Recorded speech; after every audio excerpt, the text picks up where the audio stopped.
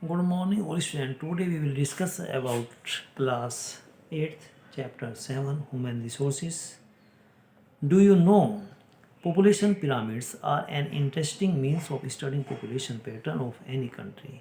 जो जनसंख्या पिरामिड होता है वो एक अच्छा संसाधन है किसी भी देश के जनसंख्या पैटर्न को अध्ययन करने के लिए. They may be useful in knowing ratio of male female population of any country. इसके द्वारा ये किसी भी देश की जो है मेल और फीमेल पॉपुलेशन के का अनुपात जानने का सबसे अच्छा तरीका है. The age group of various people, जो हमारा लोगों का जो आयु वर्ग होता है उसको जानने का. In countries like Japan, low birth rates make the pyramid narrow at the bottom. जो कम जन्म दर होता है,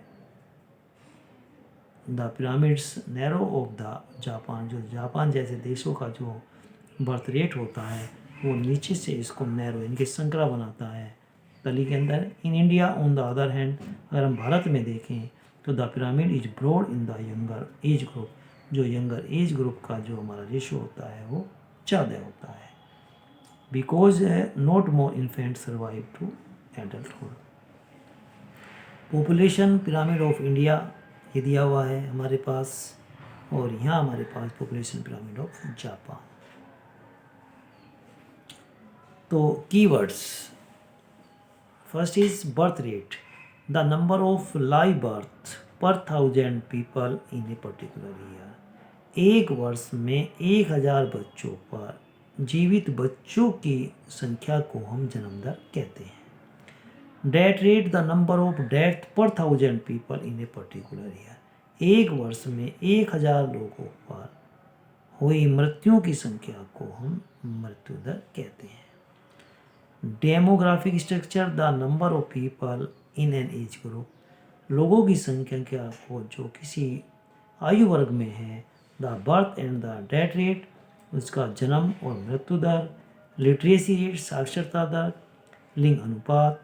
ग्रामीण और शहरी जनसंख्या and all other attributes of the population required to analyse composition of population. ये सभी जो है हमारे जनसंख्या